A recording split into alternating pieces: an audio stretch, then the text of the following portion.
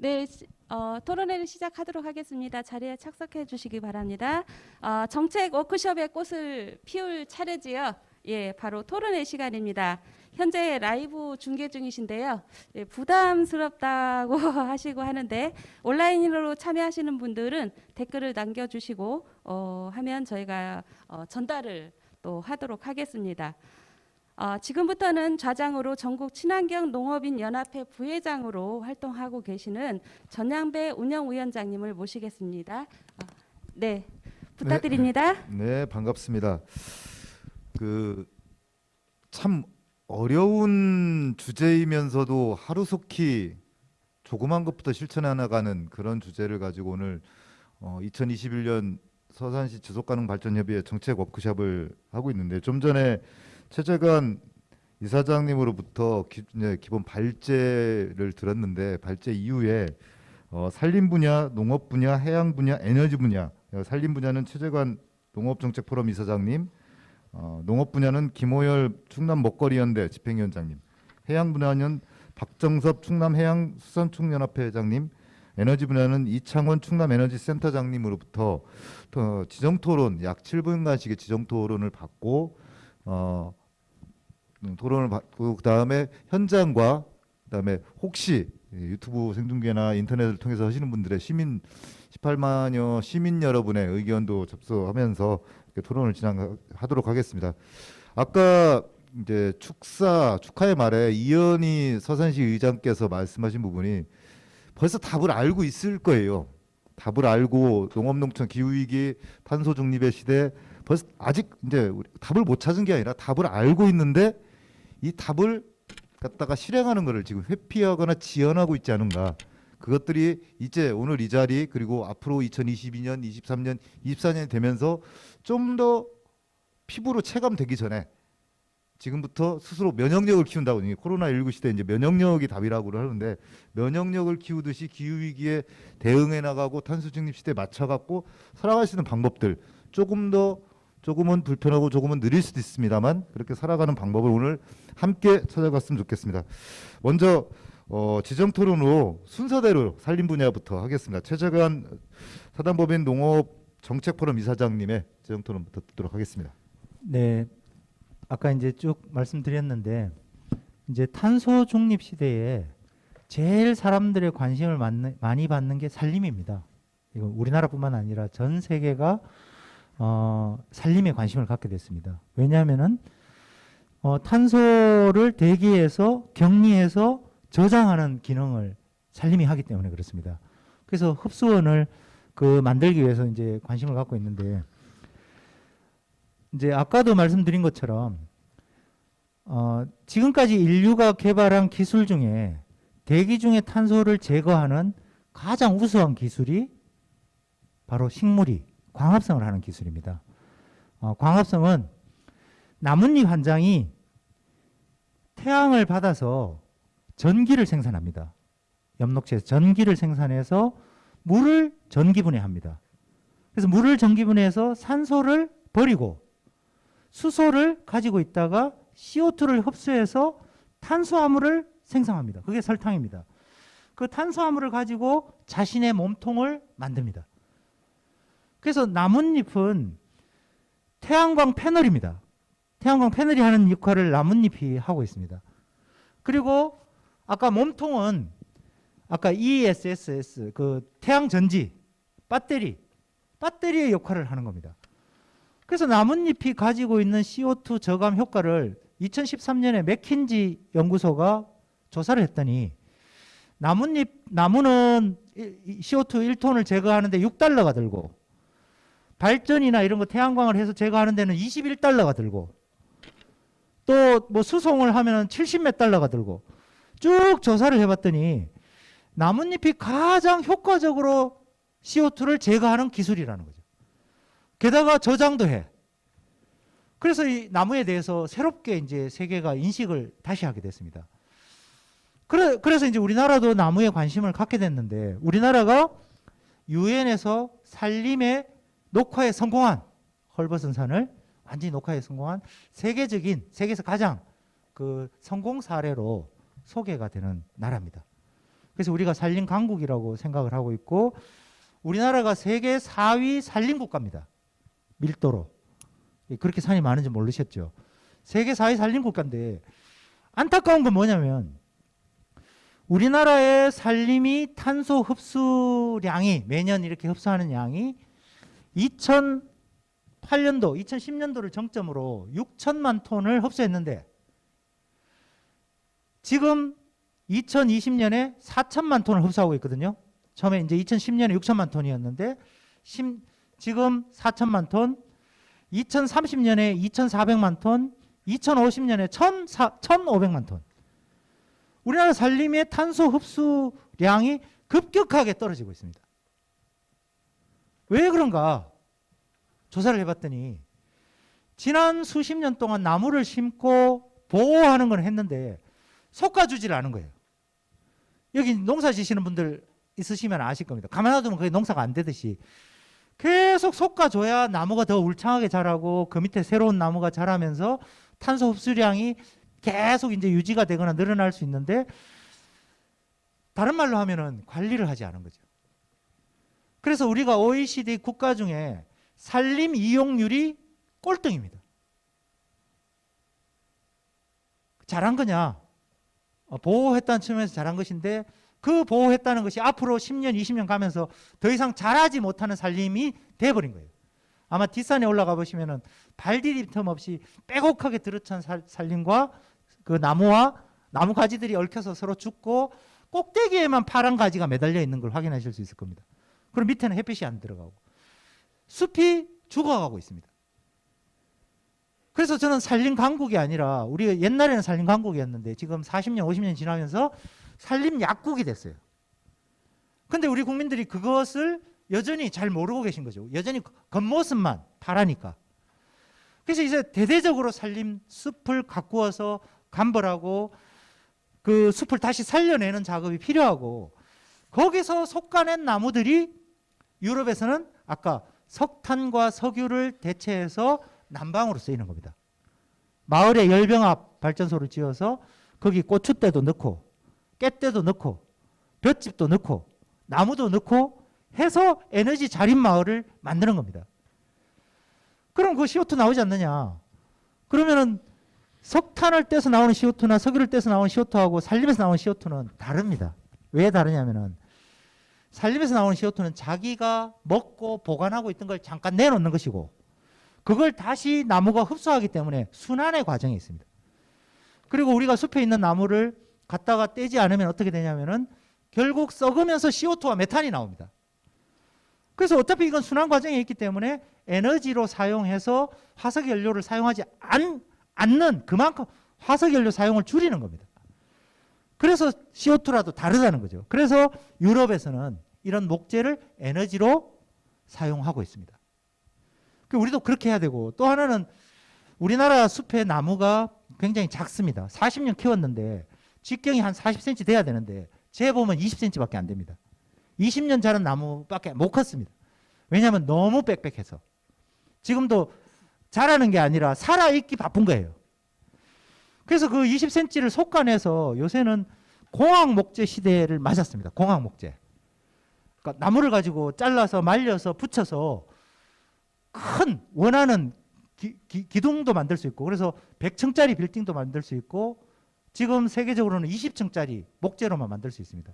이 목재, 공학 목재는 강도가 시멘트의 9배, 철골의 2.5배의 강도를 가지고 있습니다. 불이 나도 2시간을 견딜 수 있습니다. 그런 공학 목재 시대를 맞고 있고 우리나라도 이걸 생산하는 업체가 3군데 있습니다. 아주 지금 영세하죠. 이런 우리의 숲속의 나무를 가져다가 목재로 건축물을 지으면 탄소를 저장하고 있는 겁니다. 자기 수명 동안. 그러니까 솎아내서 탄소를 저장하고 또 나무 숲속에 있는 나무는 더 잘 자라서 CO2를 더 많이 흡수하고 이렇게 산림이 획기적으로 이렇게 뉴딜이 필요한 그런 시대를 살고 있고 저는 우리 농촌이 가진 이 산림이 중요한 또 자원이 될 것이다.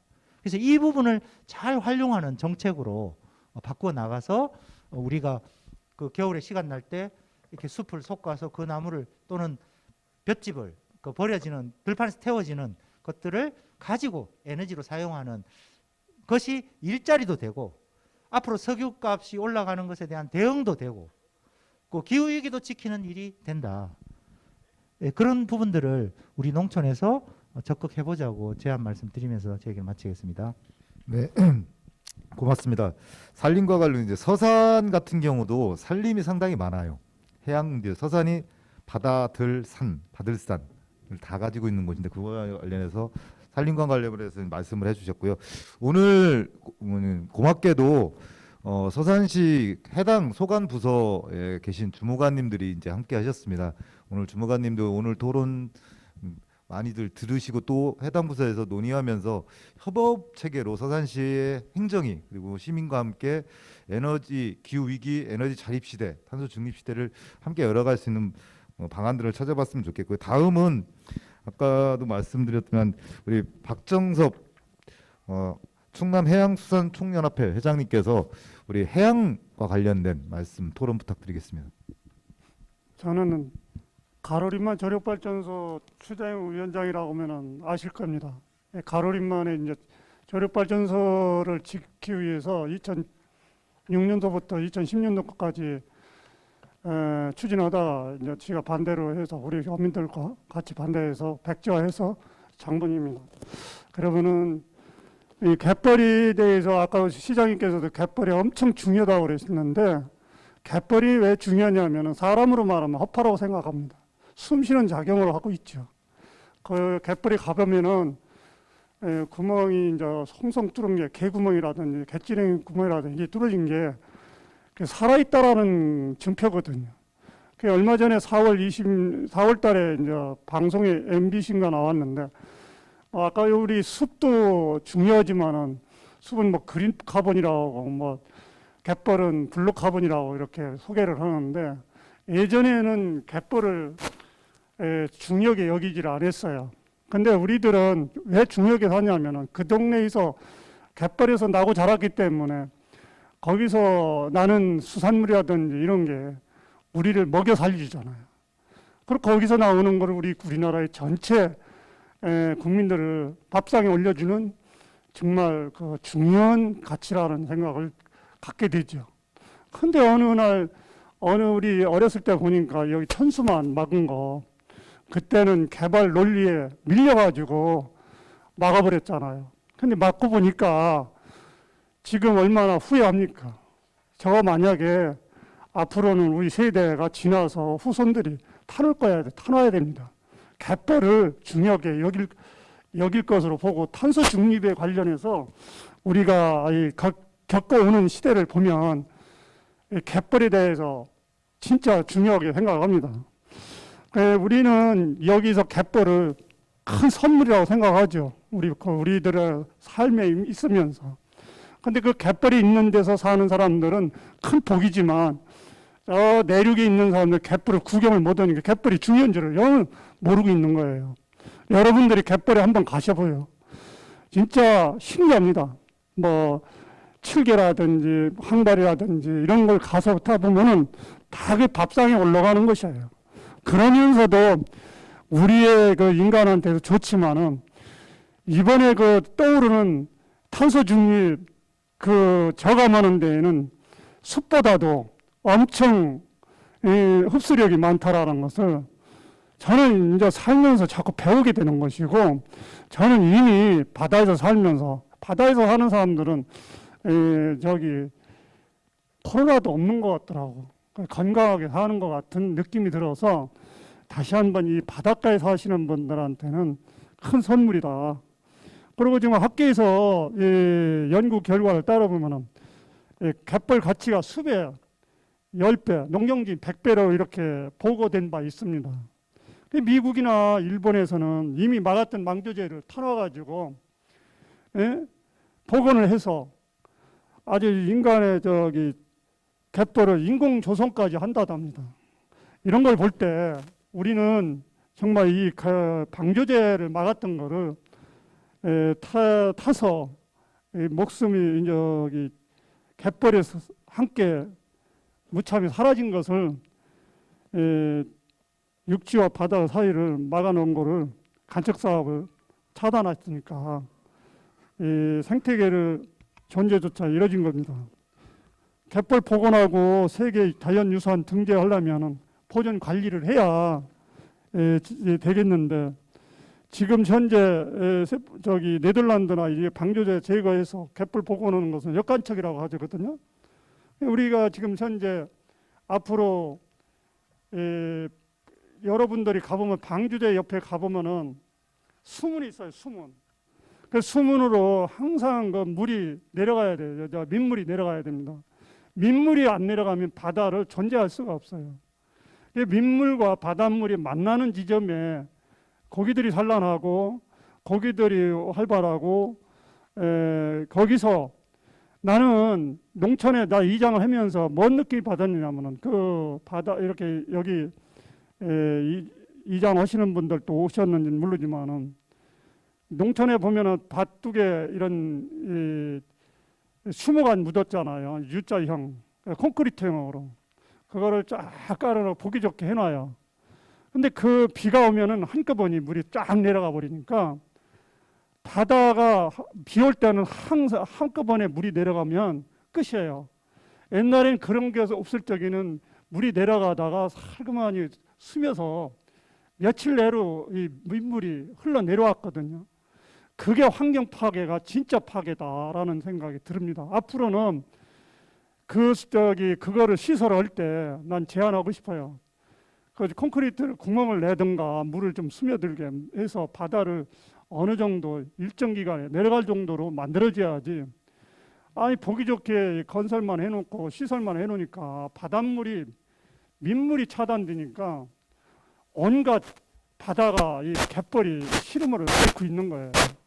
바다는 갯벌을 진짜 보존을 잘 해야 우리 후손들한테도 임무가 되는 것이고 또 그 바다를 재해 방지면서도 우리 편익을 발생해주는 소중한 가치라고 보거든요. 그래서 우리는 어업에 나가서 바다를 갯벌에 가면은 무한한 마르지 않는 통장이라고 하죠. 그럼 마음대로 농촌에 살면서 저도 농사지고 있지만은 봄에 씨앗 뿌려, 여름에 가꾸어, 가을에 수확을 하면 시간이 많이 걸잖아. 이거는 즉시 바다 나가면은 그냥 수산물 채차가 팔으면 돈이 되니까 우리가 그 말을 예금 통장이라고 하죠. 어민들은 늘 매일 나가서 저기 갯벌을 바지락 긁고 감태 뜯어다가 떠서 파는 것이 우리 서산에는 정말로 복받은 동네다. 이런 갯벌이 있는 데가. 앞으로는 자율적 관리도 필요합니다. 이게 우리 서산시 관계자분들한테 부탁드리는 것은 가로림만 갯벌관리위원회를 구성을 제안합니다.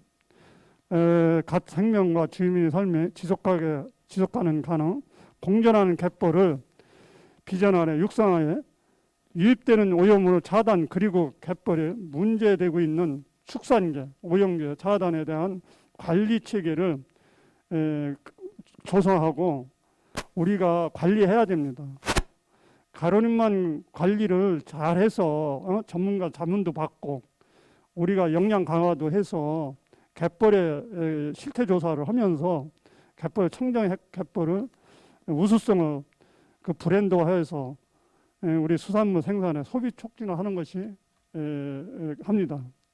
그리고 또 우리 해양 국가정원은 그동안 가로림만 해양을 보존하기 위해서는 노력을 했습니다마는 아직까지 결실을 못했지만 여러분들의 그 관심과 성원이 있다면은 해양 정원 보고가 될 거고 우리 이 가로림만 서천 갯벌 마냥 세계 유산도 등재해서 가로림만 갯벌도 함께 활동하는 것이 좋다고 생각합니다. 여러분 우리 가로림만에 대해서 관심을 많이 가져주시 부탁드립니다. 감사합니다.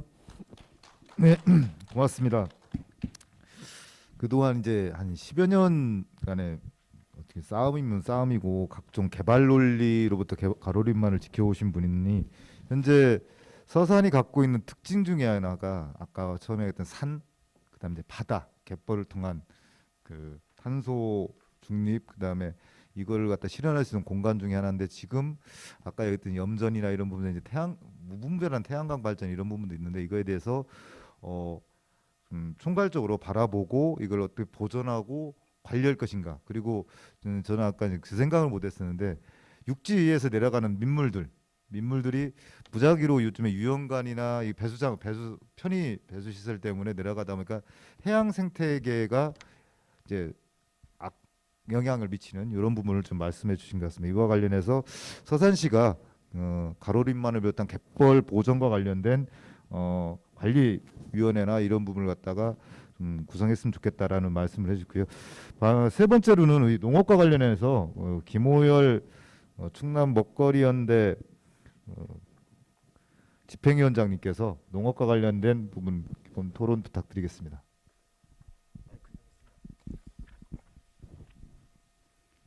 예, 반갑습니다.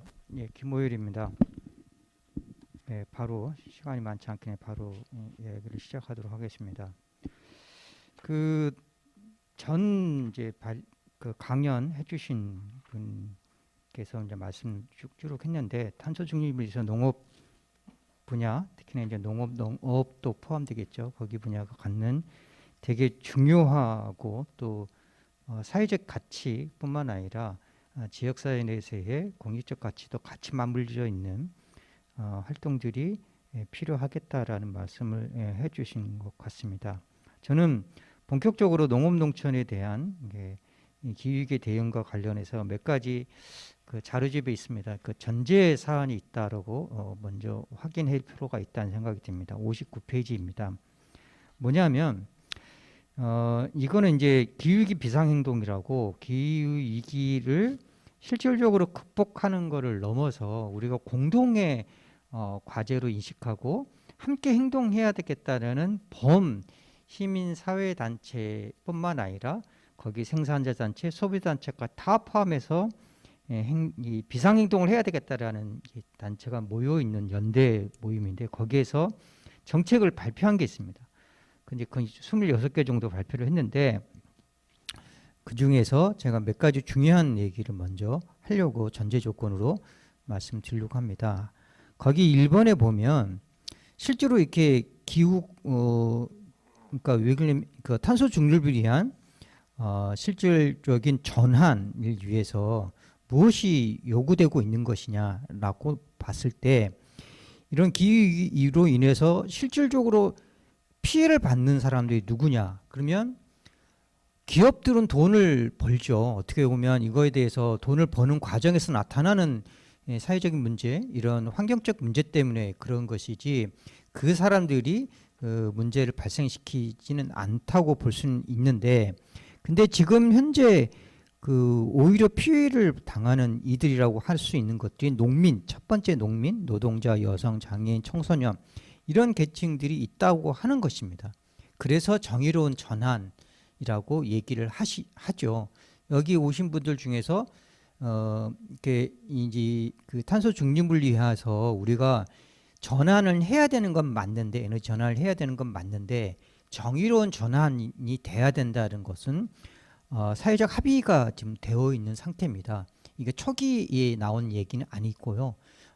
그 줄기차게 얘기가 나와서 일정 정도 사회적 합의가 되어 있어서 정의로운 전환이 돼야 된다는 얘기를 하고 있는 것이고 또 하나는 이제 식량 문제, 기후위기가 당연히 식량 문제까지 나타나고 있고 식량 위기까지 얘기하고 있습니다. 그래서 누구나 다 지금 다 얘기하고 있는 게 식량 위기로 나타나고 있으면 실질적으로 우리나라에 있어서 식량 자급률 우리가 먹는 문제에 대해서는 누구한테 손벌릴 수 있는 상황이 아니기 때문에 우리 스스로의 자급률을 확보해 가야 된다라고 주장을 하고 있는 것입니다. 그래야지만이 저소득층, 취약계층, 농민 이런 분들이 이런 기후위기 시대, 에너지 전환을 위한 이러한 시대적 흐름에서도 실질적으로 자기 삶의 질을 유지시키면서 갈 수 있기 때문에 그렇다는 것입니다. 그 다음에 이제 여기 나온 것처럼 뭐 그 농약 비료가 실질적으로 50% 사용량을 그동안에 그 사왔던 것을 줄여야 된다. 그래서 생태 유기농으로 진화를 확대시켜야 된다는 것이고 또 하나는 이제 그 이런 농업뿐만 아니라 좀 전에 이게 나왔던 산림, 해양, 습지 이런 데에서 이게 탄소 흡수원이기 때문에 실제 탄소 감축과 적응을 위해서 생물 다양성이 보존된다는 것이고, 마지막으로 이제 학교 급식이나 넘어서 공공 급식에 이런 소비될 수 있는, 체계적인 공적 관리에 있어서 소비될 수 있는 체계를 만들어야 된다라고까지 확대시켜서 얘기를 하고 있습니다. 이렇게 5가지 정도가 실질적으로 가장 중요하게 우리가 바라봐야 될 관점이자 전제 사항이다라고 얘기를 하는 것입니다. 이 생각을 가지고 보셔야 된다는 것입니다. 현황을 보고 보면 지금 이제 뭐 그 좀 전에 얘기 나왔던 분이기 때문에 농어촌이 재생에너지 보고이다, 주요 생산 공과이다 아실 것이고, 그래서 정부가 2030년도까지 재생에너지 3020 이행경을 마치면서 농가 태양광으로 100기가와트를 하겠다라고 얘기를 지금 하고 있습니다. 이러한 이제 정책적 발표 때문에 조금 무리가 있고 지역별로 좀 반발이 있는 건 있죠. 아시는 것처럼 지금 이제 농어촌에서 그 농촌 태양광이라고 해서 대규모적으로 하는 시설들이 이제 나타나면서 주민들과 갈등이 심화되고 있는 게 뭐 현실입니다. 여기 나오는 것처럼 지역 주민들은 뭐 실제로 거기에서 뭐 어떠한 관여도 할 수 없는 외지 자본에 의해서, 소위 이제 업체죠. 그 시설 업체나 개발 업체에 의해서 그런 태양광들이 지어지고, 농민들이나 그 주인들은 땅만 빌려줬는데 어떻게 보니까 마을이 전체가 주변이 다 태양광 시설로 바뀌어버리는 이러한 현실들을 보게 되는, 그래서 이유는 다 그 업체로 가져가고 되는 현실이 있는 거고, 또 뭐 난개발되고 농지 전용, 임차농, 이건 쭉쭉 추후에 더 말씀드리도록 하겠습니다. 아무튼 이런 형태로 갈등이 심화되고 있다라고 볼 수 있다는 것입니다. 그러면 지금 현재 주요 이슈가 어떻게 나타나느냐? 좀 전에 이제 그 말씀드린 것처럼 태양광을 놓고 봤을 때 농지가 전용되고 농지 면적이 감소되고 있다는 것입니다.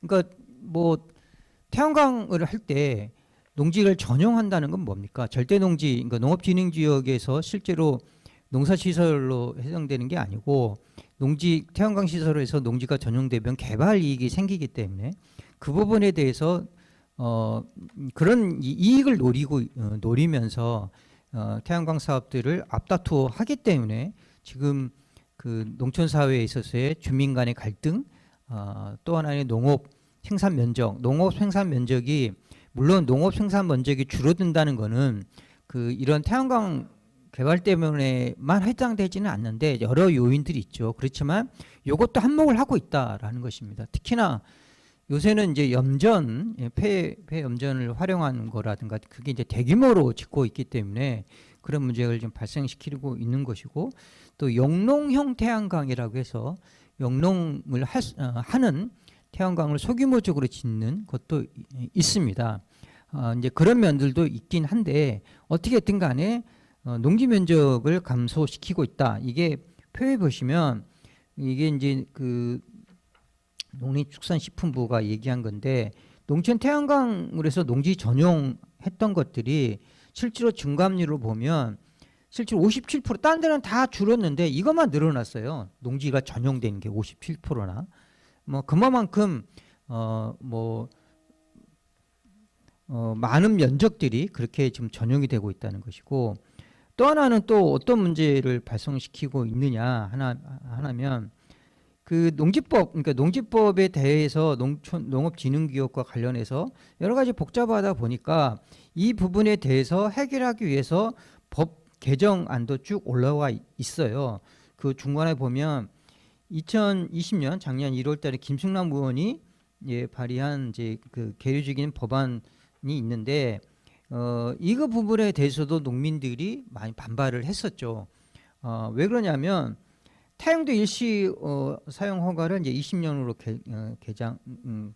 개정을 하는 걸 있고, 그 다음에 일시 영농경 태양광으로 설치를 허용하는, 그러니까 뭐 농업진흥구역에다가 이제 이렇게 설치하는 걸로 해서 결국에는 그 이런 부분에 대한 주민들의 그 갈등, 또 하나는 주민들의 요구들이 잘 반영되지 않았던 부분들이 있어서 그렇게 나왔던 요인도 되고 있습니다. 또 하나가 가장 큰 게 문제가, 아시는 것처럼 농촌에 임차농이 많잖아요. 지금 한 50% 60%가 대부분 다 임차농들인데, 그분들 입장에서 보면 여기 나오는 것처럼 그 지금 농지에 그 태양광을 설치한 농가가 한 20에서 30%인데, 그 자가 농지, 그러니까 그 땅 주인이 이 정도 되는데, 나머지는 이제 임차농이 하는데, 그 시공업체는 이런 토지를 한 20년 정도 장기 임대료를 일시적으로 그 지불한다고 합니다. 그렇다 보니까 거기 이제 땅을 가지고 있는 지주분들에 의해서 움직이는 소위 이제 이익은 그분들이 다 가져간다는 것이고, 임차농분들은 만약에 내가 거기서 땅 짓고 그 농사 짓고 살았는데 결국에는 결국에는 그 부분들이 해결되지 못하고 농가 소득도 줄어들고 농지도 훼손되고, 그래서 영향을 주고 있더라라는 것입니다. 시간이 별로 없어서 빨리 정리하도록 하겠습니다. 아무튼 그 자료는 좀 읽어 보시는데요. 몇 가지 이제 사업들이 경제성, 수익성도 악화될 가능성이 크고, 뭐 경관 훼손되고, 또 주민 갈등이 발생되고, 또 이제 생산량이 좀 20% 정도, 품목에 따라 다르지만 영농공 태양광으로 하더라도 20% 정도 감소를 한다고 합니다. 그런 면에서 임차농들이 피해가 더 강화될 수 있다는 것이죠. 그래서 뭐 어떻게 해야 될 것이냐? 이거는 이제 그 큰 방향으로는 그 기업들이 재생에너지 사용 비율을 의무화하고 재생에너지 자료율을 단가에 차등을 적용시켜야 되고, 에너지 자립을 실현하는 방향으로 가야 되고, 에너지 생산 체계에서 분산 체계로의 전환이 필요하다라는 것입니다. 그 이제 그 전체 그 이제 업자들이 하는 게 아니고 마을 주민들이 공동으로 참여하는, 주민이 주도하는 마을 공동체형 그 재생에너지를 실현해야 된다고 하는 것입니다. 그래서 마을 단위랑 100kW 했을 때 전체 행정리 마을을 하게 되면 3,600메가와트가 되는데, 이 정도 규모면 신고리 원전을 4개나 정도 사용할 수 있는 양이라고 합니다. 아무튼 그렇게 전환을 해야 된다라는 것이고요. 그 다음에 그 62페이지 보시면 그게 이제 그 몇 가지 사례도 있습니다. 신안군 휴남마을에서 했던 사례도 있고, 이런 사례를 놓고 보면 실질적으로 그 농가 소득으로도 창출될 수 있다라고 하는 것입니다. 그 최재관 이제 비서관님이 말씀하신 것처럼 실제로 재생에너지를 통해서 농가 소득으로 그 창출될 수 있다라는 것은 이미 이제 드러난 사례도 있기 때문에 볼 수 있는 사례이기는 해요. 그렇지만 이게 이제 농가 소득이 있기 때문에 이것만 하나만 가지고 우리가 볼 수 있는 문제는 아니고, 아까 좀 전에 말씀드린 여러 가지 고려를 해야 될 사람도 많이 있습니다. 그 다음에 이제 농업 부산물이 축산 바이오라든가 농업 부산물을 가지고 하는 육성 사업도 필요하다.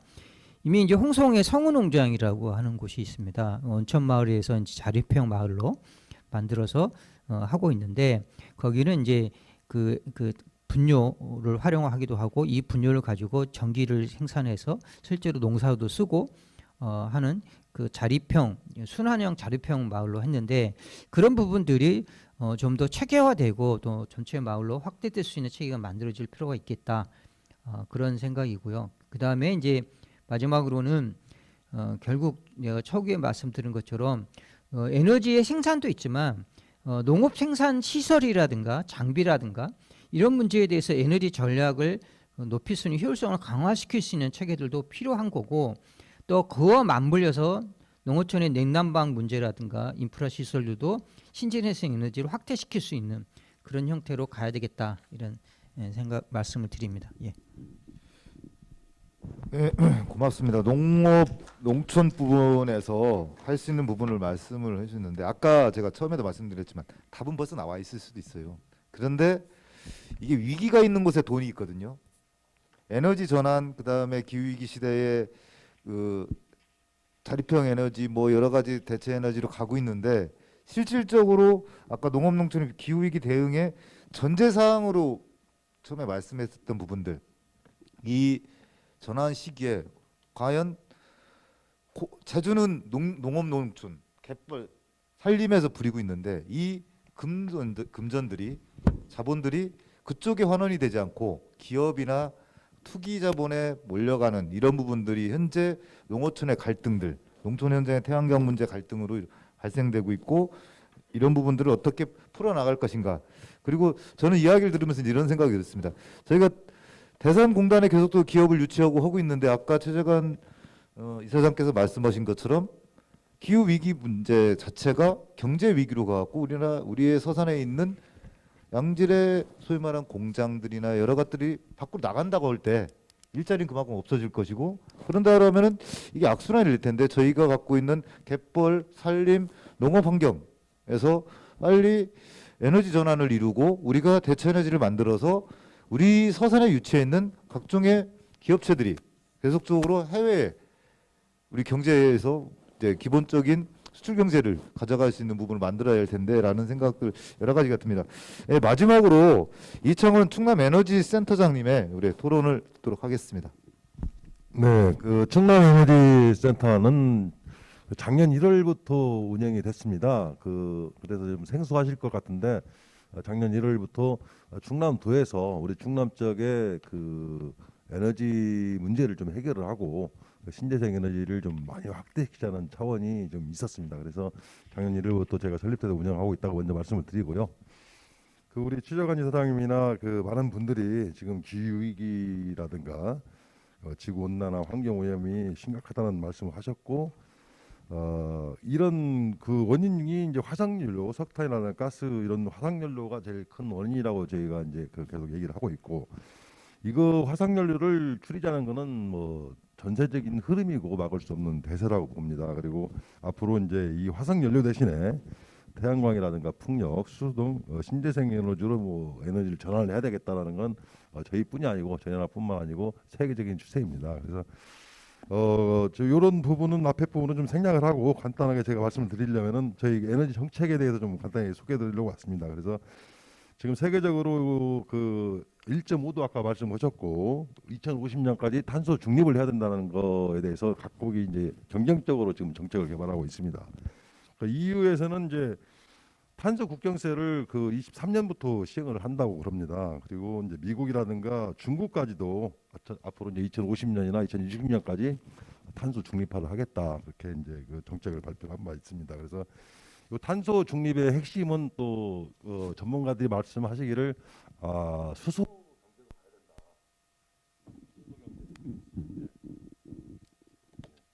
그린 수소가 이제 그 태양광이나 풍력이 남는 여유 전력을 가지고 이제 수소를 생산해서 활용하는 방안이라고 보고 있고요.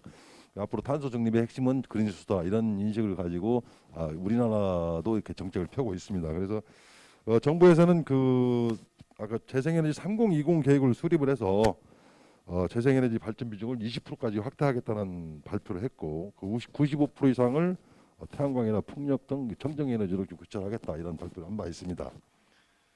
그다음에 이제 그 수소경제 활성화 로드맵을 작년에 발표를 했었는데, 거기에서도 앞으로 이제 지금 수소 가격이 한 7,000원 정도 돼서 아직은 경제성이 좀 없습니다. 수소 이제 그 비용도 있어서 차도 비싸지만 앞으로는 2030년까지 수소 가격을 3,000원 정도로 낮춰서 앞으로 그 친환경 차로 다 대체하겠다는 그런 발표도 있었습니다. 이 정부가 이제 그 탄소 중립 정책을 12월달에 또 발표를 해서 전력 수급 기본 계획에서는 이제 그 지금 현재 우리나라 우리 충남 쪽에 약 28기가 지금 석탄 화력 발전소가 있는데 이 발전소를 31년까지 12기를 줄이게 지금 계획이 되어 있습니다. 그래서 줄여나가는 전력을 태양광이나 풍력 등 이런 그 신재생 에너지로 전환하는 그런 정책을 계속 발표를 하고 있고요.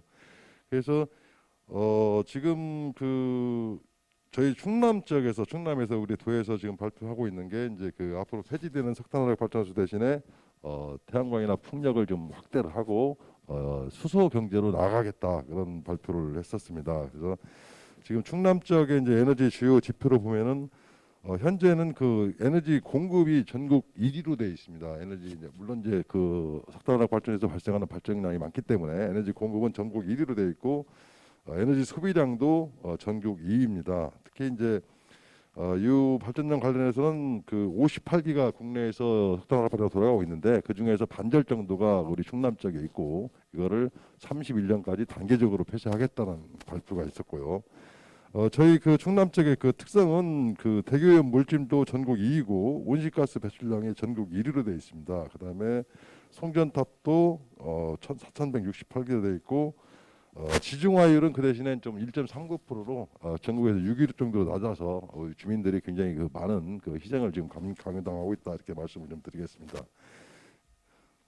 그리고 이제 그 충남 우리 그에서 발표한 그 에너지 시민이 만드는 별빛 가득한 충남이 에너지 전환을 비전하겠다. 앞으로 이제 그 충남에서 석탄화력 발전 비중을 50년까지 지금 한 87% 정도가 발전량 비중입니다. 석탄화력 발전소가. 근데 이제 이거를 50년까지 완전히 다 폐쇄를 시키겠다고 발표하고 그다음에 전체 발전량 비중을 태양광 풍력 등 재생에너지 비중을 한 50% 정도에 끌어올릴 그런 계획이 있습니다. 다음에 이제 그 탄소 중립 프로그램도 저희가 좀 발표를 했고 앞으로 이제 그 충남을 수소산업 육성의 그 전초 기지로 만들겠다. 그래서 앞으로 충남은 석탄화력 발전소 대신에 수소산업을 육성하겠다 이렇게 말씀을 했고요. 수소차라든가 버스 이런 부분을 좀 대폭 확대를 하고 수소 공급의 전국에서 한 30% 정도를 앞으로 충남이 수소를 공급해서 수소산업의 어떤 전초 기지로서 충남을 만들겠다는 비전을 발표를 했습니다. 여기에 따라서 저희가 이제 추진하고 있고 주요 이제 그 정부에서 지원하는 여러 가지 프로젝트를 충남에서 수주를 해서 지금 운영을 하고 있는데 수소에너지 전환 기초자유 특구도 서산은 좀 빠져 있지만은 천안이나 당진, 공주를 중심으로 해서 기초자유 특구를 지정을 해서 수소 산업을 지금 육성을 하고 있고 내포라든가 당진, 서산 이렇게를 포함을 해서 국가 혁신 클러스터 사업을 그 2018년도부터 지금 추진을 하고 있습니다. 그래서 요거 두 가지 큰 프로젝트를 추진하고 해서 앞으로 이제 충남이 이제 그 대체 에너지로서 수산업을 좀 육성하겠다는 그런 의지를 가지고 지금 정책을 추진을 하고 있습니다. 그래서 지금 그 제가 이제 여러 가지 이제 그 말씀들을 많이 했는데 영농형 태양광이라든가 염해 농지에 대해서 뭐 부작용도 많이 있다. 그리고 뭐 농지가 좀 축소되고 이렇게 또 그다음에 사업을 하면서 악용을 한다는 데 주장도 일부는 있지만 지금 실질적으로 그 서산 지역은 좀 약간 덜하지만은 그 태안이라든가 이런 지역에서는 굉장히 큰 프로젝트를 많이 추진을 하고 있어요. 그래서 앞으로 그 정부에서 이제 예타 사업으로 그 서산 태안 안면도 저쪽 건너편에 바다 쪽에 그다음에 보령 그 일각 바다 쪽에 대규모로 4기가 정도 되는 그 규모는 원자력 발전 4개의 규모입니다. 그래서 해상 풍력을 좀 육성하겠다는 그런 계획을 수립을 해서 에너지 전환을 지금 추진을 하고 있다고 말씀을 드리고 태안 쪽의 그쪽 서쪽보다 동쪽부에 보면은 그 버려지고 쓰지 않고 있는 염해 농지가 있어요. 거기에 이제 대단위로 지금 그 사업자들이 그 염해 농지를 이용을 해서 대규모 태양광 발전소를 좀 짓고 있습니다. 이 이유가 물론 정부에서 지원하는 것도 있지만은 아마 이제 그 정부에서는 주택용이라든가 그다음에 이제 그 건물용 태양광을 물론 하는데 대규모로 좀 해서 좀 용량을 좀 늘리는 그걸 정책적으로 지원을 하고 있기 때문에 특히 염해 농지 같은 데는 좀 가산점을 좀 많이 주고 있죠. 그리고 아까 그 농촌 태양광 같은 경우도 좀 가산점을 많이 줘서 그쪽을 좀 장려를 하고 있는 그런 입장입니다.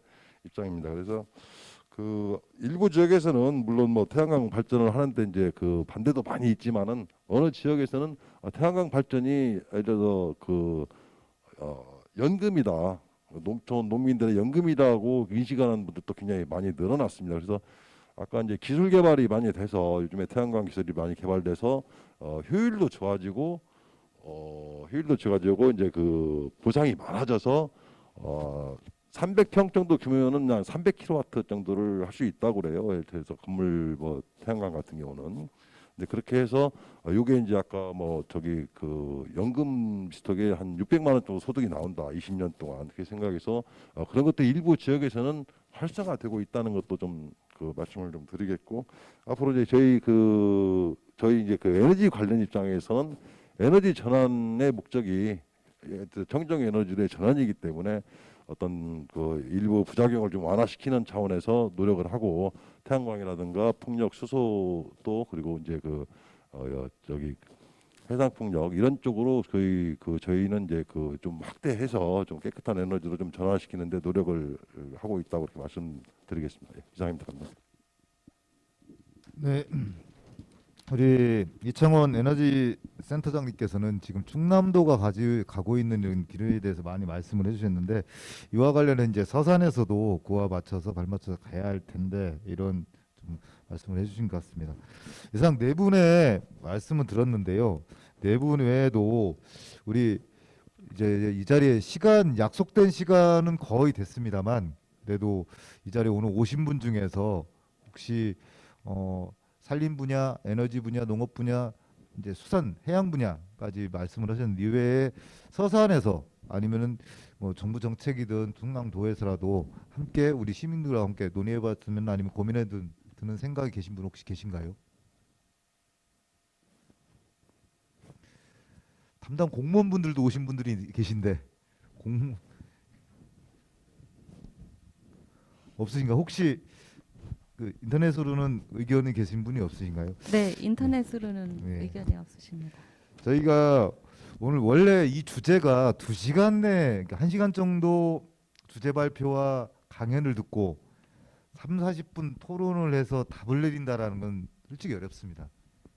그리고 그동안 저희가 사람들이 몇천 년, 그리고 산업사회에 백수십 년 동안 일궈왔던 부분을 오늘 뭐 이 워크숍을 통해서 향후 2, 3년 내에 정리하겠다, 이 부분도 솔직히 어려운 부분이에요. 오늘 이 시점으로 해서 더군다나 이제 다가오는 2022년, 2021 올해 이제 거의 다 이제 2달여밖에 안 남았는데요. 내년 되면은 또 새로운 또 지형이 생길 수밖에 없는, 국가적으로는 대통령, 그 다음에 지방으로는 이제 기초 단체장부터 해갖고 많은 정책들이 이렇게 바뀌고 이럴 텐데, 기본적으로 탄소 중립 기후 위기 시대에 맞춰갖고 재생에너지 순환과 공생의 시대로 가는 것만큼은 함께 가져갈 수 있도록 우리 시민들 분께서 함께 노력했으면 좋겠다라는 생각이 들면서요. 저희가 오늘 이 토론회를 마치면서 2021년 우리 서산시 지속가능발전협의회 정책 워크숍에 탄소 중립 기후 위기 대응 농업 농촌의 답이 있다. 이게 농업 농촌이라고 했지만 실제만 서산은 농산 어촌입니다. 농촌도 있고 산촌도 있고 어촌도 있고 농산 어촌의 답이 있는데, 이와 관련해서 서면 의견서를 내달 11월 5일까지 접수를 받으려고 해요. 그래서 오늘 이 자리에도 서산에서는 뭐 에너지 관련 일자리 정책과 관계자분도 나오셨고, 환경 관련 부분도 나오셨고, 농업 관련 부서에서도 나와 계세요. 산림 관련 부분에서 나오고, 해양 관련 부분도 나와 계신데, 이것들이 총괄적으로 서산시에 맞게 가져갈 수 있는 다양한 방법들을 좀 찾아갔으면 하거든요. 그래서 서면 의견서를 준비해 드렸으니까, 의견들은 뭐 주제 발제와 관련된 부분이든, 아니면 지정 토론과 관련해서 산림, 농업, 해양, 에너지 부분이든, 아니면은 이 외에도 할 수 있는 부분에서 좀 의견서를 좀 작성을 해주셨으면 좋겠고요. 지금 시간이 약속된 시간보다 조금 지났습니다만 11월 5일까지 이 자리에 참석하신 분들뿐만 아니라 우리 18만여 서산 시민들, 그리고 서산시를 아끼고 사랑하시는 누구나도 좀 의견을 좀 주셨으면 좋겠다. 그래서 앞으로 서산시가 지속 가능해지고 대한민국이 지속 가능해지는데 많은 도움이 됐으면 좋겠다는 말씀을 드리면서요. 마지막으로 오늘 토론하신 분들 간단하게 한 30초 또 한 말씀 하면서 정리했으면 좋겠는데, 이번에는 역순으로 아까 말씀하신 중에 마지막 말씀하신 분부터 에너지와 관련해 서산에서 제안 드릴 거 있으면 10 내지 30초 정도 간단하게 좀 말씀 좀 부탁드리겠습니다. 예, 서산하고는 저희 에너지센터가 같이 일을 해본 게 별로 없다라는 생각이 먼저 듭니다. 왜냐하면은 뭐 여러 가지 이유가 있겠지만은 지금 저희가 센터가 들어가면서 당진이라든가 그 태안 그다음에 보령 쪽하고는 굉장히 적극적으로 여러 가지 에너지 전환 사업들을 추진하고 있지 않나. 근데 거기에 비해서 서산에서는 좀 그런 움직임이 아무래도 지역적인 여건이 그런 부분도 있겠지만은 좀 적지 않나. 그래서 앞으로 서산도 에너지 전환에 좀 적극적으로 좀 동참해 주셔서 감사하겠습니다. 예, 저는 기본적으로 에너지 자립형, 마을 단위의 1인 자립형, 에너지 순환에 해당되는 자립형에 해당되는 내용들이 좀 폭넓게 서산 지역 내에서 좀 일어났으면 좋겠다. 그리고 이제 기업에 의해서 움직이는 대규모적인 태양광에 대해서 이렇게 소득 중심으로 해서 장밋빛보다는 좀 더 이런 부분들이 어떻게 주민들과 호흡하면서 함께 협의하면서 갈 수 있느냐, 이런 과정도 정의로운 에너지의 정의로운 전환 측면에서는 되게 중요하다, 이 말씀 드리겠습니다. 예. 아까도 저기 그 역간척에 대해서 말씀드렸는데, 그 역간척은 사실은 탄소를 흡수하여 탄소 중립 기후 변화의 위기를 막을 수 있다라는 게 답입니다. 이제는 그 막았던 방조제를 타서 우리 충남에서 제일 먼저 시도를 해서 전국적으로 서해안은 거의 다 지도가 바뀔 정도로 막혔는데, 이제 충남에서 그거를 시도해서 전국적으로 다 타놔야 된다. 그게 이제 탄소 중립 기후 위기를 막을 수 있는 정답입니다. 이제는 이게 이제 우리 숲도 얘기하셨는데, 숲도 중요하지만은 갯벌은 이번에 그 방송 나간 걸 보면은 학자들이나 이런 그 연구진들이 발표한 걸 보면 정말 자동차 한 20만 분을 탄소를 흡수한다고 하더라고요. 그 정도라면은 이 갯벌이 그만큼 그동안에는 갯벌을 중요하지 않았는데, 이제는 우리 세대를 우리 후손들한테 물려줄 때는 갯벌을 다시 복원해서 해야 나가는 것이 우리 목표라고 생각합니다. 우리가 또 해야 할 일이고. 이상입니다. 네, 오늘 갯벌의 소중함에 대해서 배우는 귀한 시간이었고요, 개인적으로는. 그리고 모든 것이 지금 논쟁에 있습니다. 지금 수소 경제로 가는 게 맞느냐? 지금 다 대부분 99%가 그레이 수소라 그래서 그 화석 연료에서 나오는 수소기 때문에 굉장히 논란이 많습니다. 그래서 그린 수소로 어떻게 갈 것이냐는 그런 논란이 있고, 태양광이 대규모로 하는 것과 마을 단위의 주민이 주인 되는 것이 논란하고 있고, 산림을 어떻게 하는 것이 탄소를 흡수하고 생태를 지키는 논란이 있고, 모든 것이 지금 논란에 있습니다. 이제 처음으로 뛰어들어서 그 기본적으로는 산업체의 이해와 주민들의 이해가 앞으로 격렬하게 충돌하는 시대를 맞게 될 것입니다.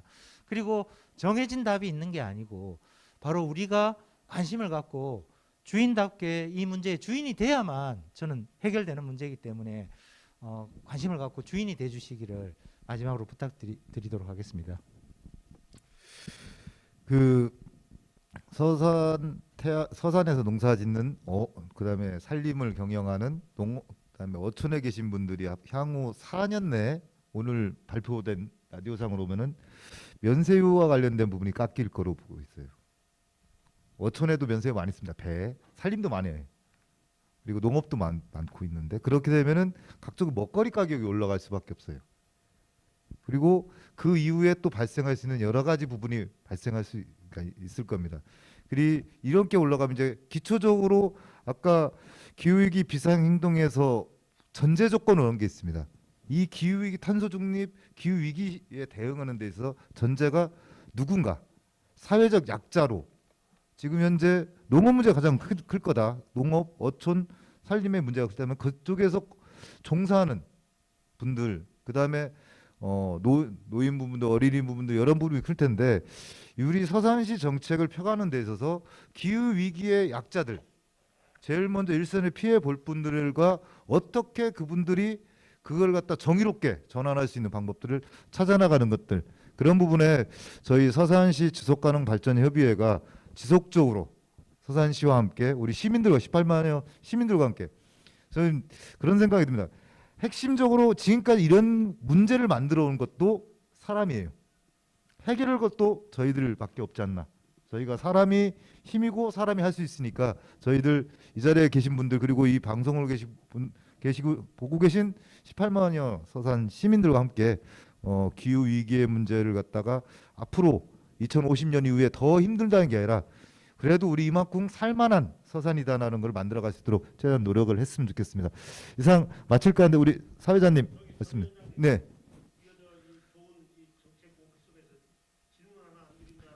질문하시죠. 네, 네, 네, 네. 궁극적인 오늘의 목적이 탄소중립에 대한 에너지 대비 뭐 이런 거 고민을 해야 하는 그런 것 같습니다. 저기 우리 김호열 선생님, 이 농지 잠식에 대해서 걱정해 주셔서 대단히 고맙고 감사해요. 그리고 우리 저 최재관 뭐 이렇게 상당한 스펙이 계신데 좋은 말씀 감사한데요. 꼭 그 태양광이나 풍력 발전에 의존하는 그런 그 어떤 기후 변화에 대비한 걱정 잘 들었는데요. 근데 그 오늘 오신 팬분들 중에서는 이 원자력에 대한 그 이렇게 언급은 전혀 안 하시고 어려운 그 어떤 역경을 꼭 헤쳐나가야만 하는 그런 태양광이나 농지 잠식에 대한 또 해양 뭐 오염이 없을 수 없고 또 그 이 풍력 발전은 그 어민들에 대한 또 상당히 그 걱정을 초래하게 되는 그런 그 정책일 수도 있습니다. 그래서 그런 문제를 한번 좀 말씀을 좀 드려보고 싶고요. 그다음에 이제 이 전기 생산량의 가격이 이제 뭐 그 알리시라고 이렇게 하는데 가격에 대한 말씀을 많이 하셨어요. 뭐 농가 소득이라든지.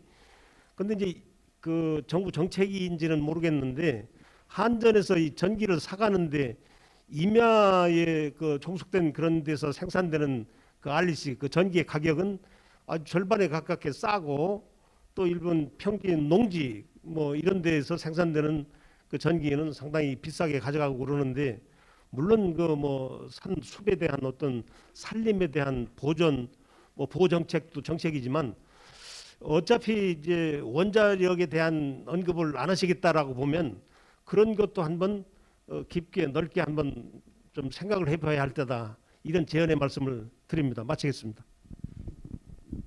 이 자리에서 우리 임재관 위원님에게 답변을 드릴 수 있는 부분은 없는 것 같고 앞으로 이런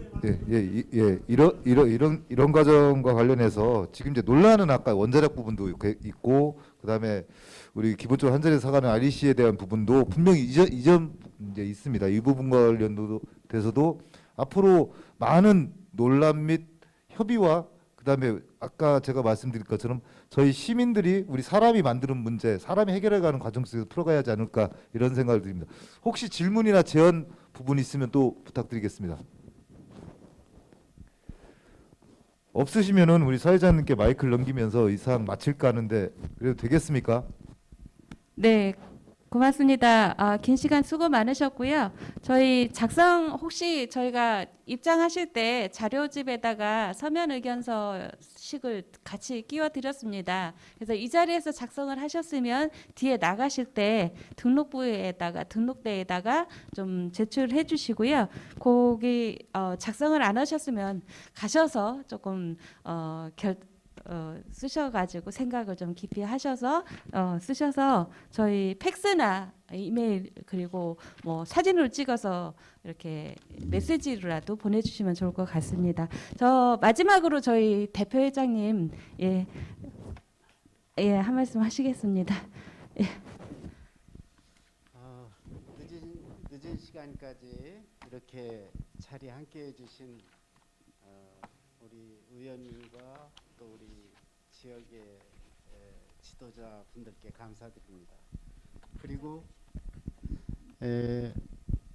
오늘 좋은 말씀 해주신 발제자 그리고 토론자 여러분께도 감사드립니다. 오늘 저희들의 그 행사가 단지 행사로서 그치는 것이 아니라 아까도 말씀드렸습니다마는 우리 서산과 대한민국의 미래를 열어가는 그런 기회가 될 수 있기 바라겠습니다. 오늘 대단히 감사합니다. 고맙습니다. 감사합니다. 안녕히 들어가시기 바랍니다. 고맙습니다.